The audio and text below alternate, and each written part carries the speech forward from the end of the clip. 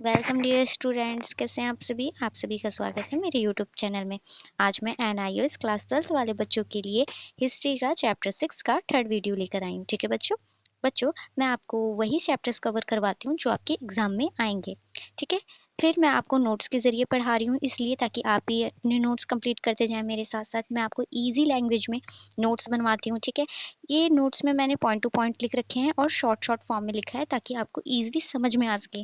अगर आपको कुछ भी समझ में नहीं आता तो आप मुझे कमेंट करके पूछ सकते हैं। ठीक है, तो पिछले सेकंड वीडियो में हमने पढ़ा था, हम पॉइंट कवर कर रहे थे कला तथा स्थापत्य कला के बारे में। ठीक है, जिसमें फर्स्ट पॉइंट था स्तूप, सेकंड पॉइंट था चट्टान स्थापत्य कला एंड थर्ड पॉइंट था मूर्ति कला की शैली।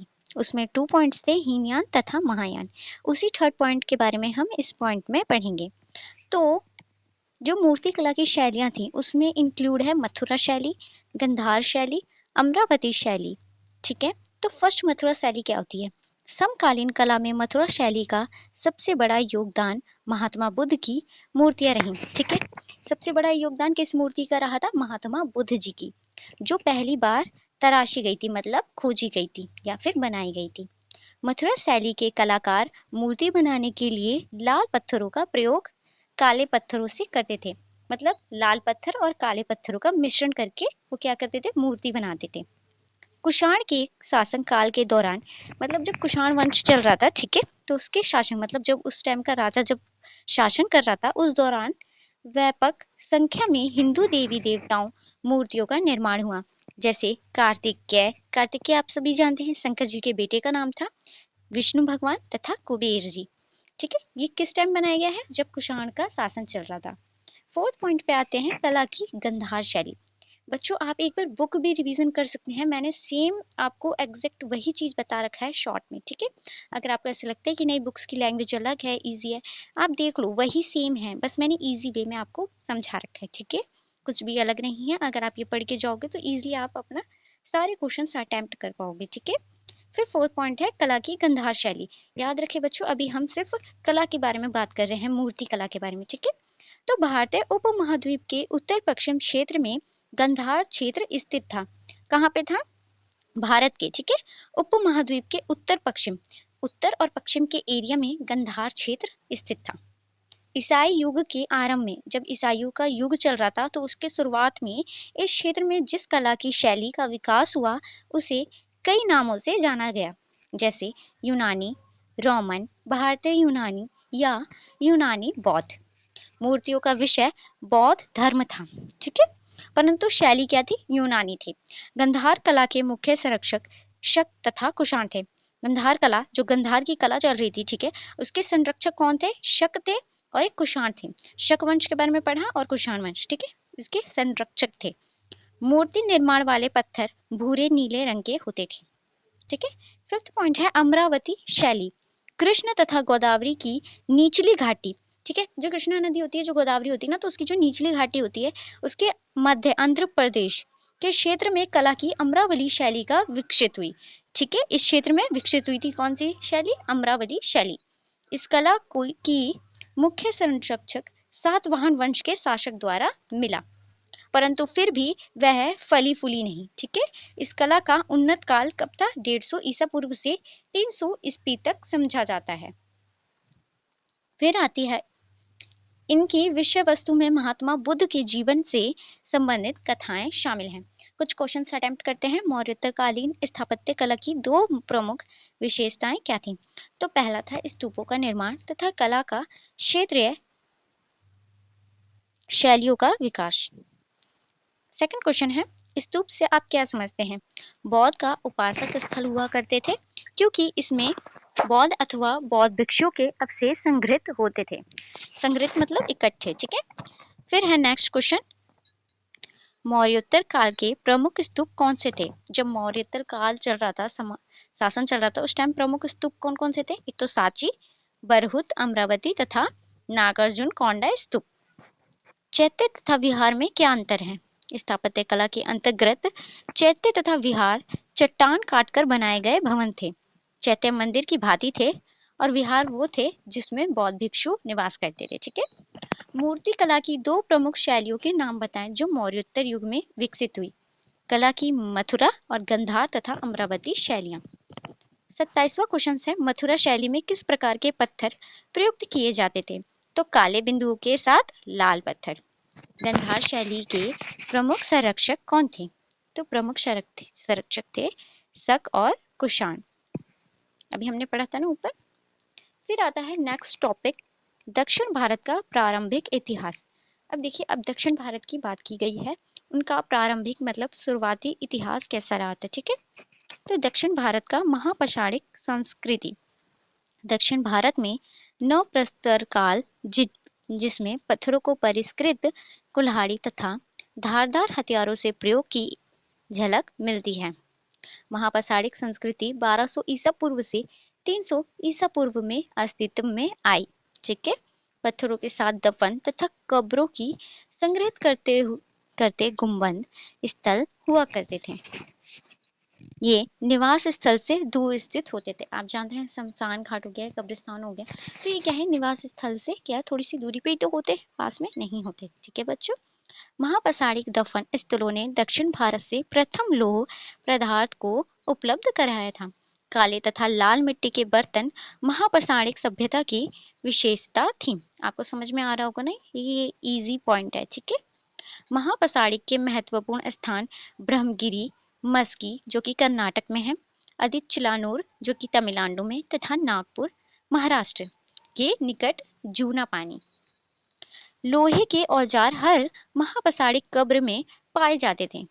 इनमें मुख्य है तीर का सिरा, कट्टार, तलवार, त्रिशूल, कुल्हाड़ी, हंसिया, कुदाली तथा हल इत्यादि।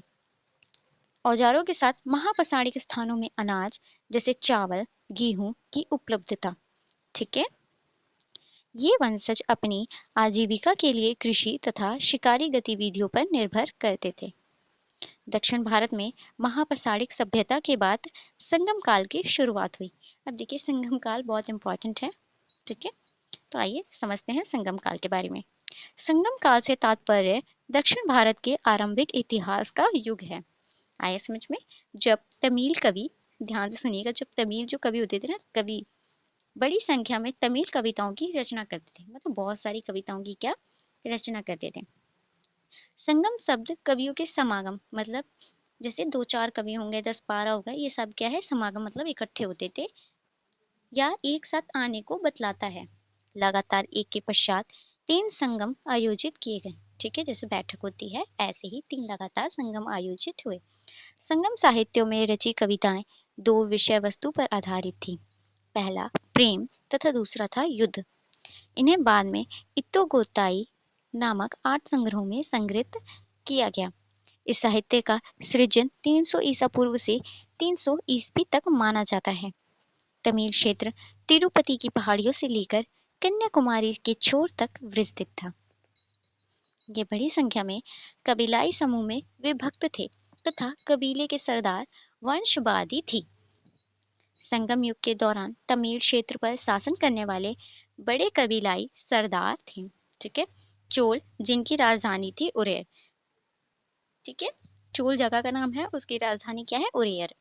चेर की राजधानी वंजी, पांडे की राजधानी मदुरै। चोल, चेर और पांडे के बीच बार बार क्या होते थे, संघर्ष होते थे, मतलब लड़ाइयां होती थी। इसके बाद संगम कवियों ने के युद्ध आधारित कविताओं का सृजन की प्रेरणा मिली। इस युग का तमिल क्षेत्र 5 टिनाइयों अर्थात आर्थिक क्षेत्रों में विभाजित था।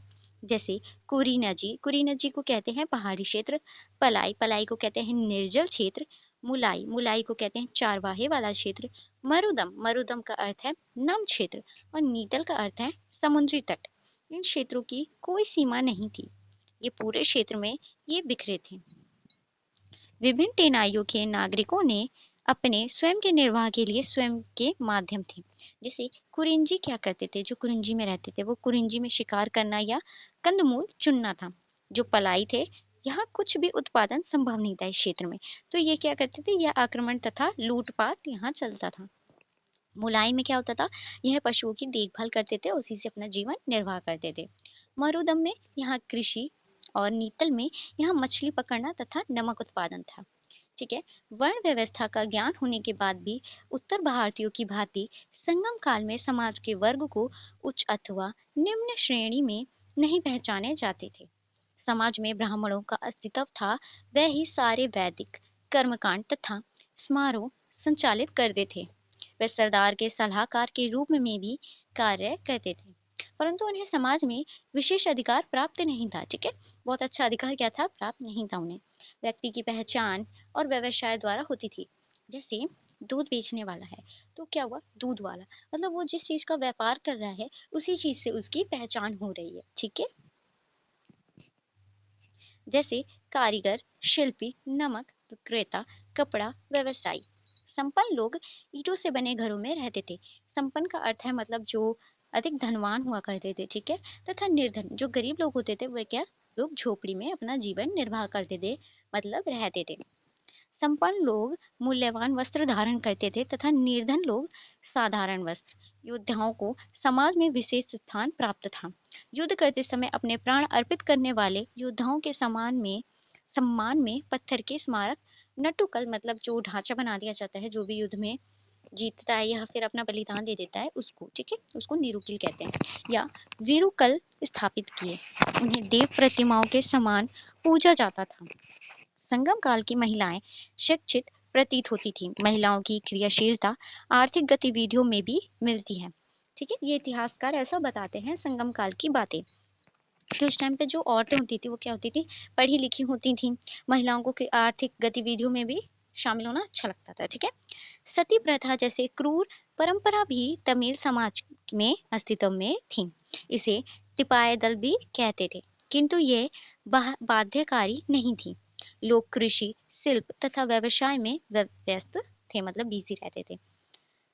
धान सर्वाधिक पैदावार मानी जाती थी। ये भोजन के साथ वस्तु विनिमय में भी काम आती थी। जैसे कि धन देकर हम किसी से कोई वस्तु लेते हैं, ऐसे हम लोग धान देकर भी कोई वस्तु ले सकते थे उस टाइम पे। ठीक है, तमिल क्षेत्र में निरंतर बहने वाली नदी नहीं थी, जो कि लगातार नदी जैसे बहती रहती है, ऐसी कोई भी नदी, लगातार बहने वाली नदी नहीं थी। चोल का शासक जो था, करिकल को कावेरी नदी पर बांध का निर्माण करने का श्रेय दिया जाता है। इसे देश में प्रथम बांध होने का गौरव भी दिया जाता है। देखिए इंपॉर्टेंट लाइन है। ठीक है, संगम काल की सबसे विशेषता रोम साम्राज्य के साथ व्यापारिक प्रगति थी। मानसून की खोज तथा भारतीय तवे पश्चिमी विश्व के मध्य प्रत्यक्ष समुद्री मार्ग इस व्यवसायी प्रगति का मुख्य कारक रहा। संगम कवियों ने बाजार को सैनिक द्वारा सुरक्षित बताया है। धर्म के क्षेत्र में संगम काल उत्तर भारतीय तथा दक्षिण भारतीय परंपराओं के मध्य शांतिपूर्ण तथा निकट संबंध थे। ब्राह्मणों ने दक्षिण भारत में इंद्र, विष्णु तथा शिव इत्यादि की आराधना को लोकप्रिय बनाया, मतलब उनकी पूजा पाठ, उनकी साधना करना। ठीक है, उसको क्या है, मन पसंदीदा बताया, मतलब जो हमारे मन को भाए, जिससे हमारा भाव हो जिस भगवान के प्रति। ठीक है, स्थानीय नागरिकों पहाड़ों पर रहने वाले मरुगन देवता की आराधना करते थे। ठीक है, जिन्हें कार्तिकेय माना जाता है। कार्तिकेय जी का दूसरा नाम है मरुगन। संगम साहित्य प्रेम तथा भावनाओं, युद्ध तथा सामाजिक आचरण के माध्यम से ईसा पूर्व 300 से 300 ईस्वी तक तमिल क्षेत्र के राजनीतिक संघर्ष, सामाजिक विषमता तथा आर्थिक समृद्धि का पूर्ण चित्रण प्रस्तुत करते हैं। कुछ क्वेश्चन है, चलिए ये भी करा देती हूँ मैं आपको। महापाषाणिक से आप क्या समझते हैं? महापाषाणिक कब्र स्थल थे जिनमें कब्रें हुआ करती थीं। संगम शब्द से क्या तात्पर्य है? यह तमिल कवियों के सम्मेलन को इंगित करता है। नेक्स्ट क्वेश्चन है, संगम साहित्य की विषय वस्तु क्या थी? प्रेम तथा युद्ध। ठीक है, फिर है संगम साहित्य में वर्णित मुख्य कबीले तथा सरदार कौन थे? तो फर्स्ट है कुर्नेजी, पहाड़ी क्षेत्र पलाई, निर्जल क्षेत्र मुलाई, चरवाही क्षेत्र मरुदम, नम क्षेत्र नीतल, समुद्री तट। संगम कविताओं में वर्णित 5 टिनाई अथवा आर्थिक क्षेत्र कौन से थे? संगमकालीन, चोल शासक, करिकल। इसी के साथ वीडियो एंड होती है। ठीक है, अगर आपको लॉन्ग क्वेश्चन भी चाहिए तो आप मुझसे कमेंट में पूछ सकते हैं, बता सकते हैं। ठीक है, कमेंट करके, और कुछ भी समझना हो आप मुझसे पूछ लीजिए। Thank you.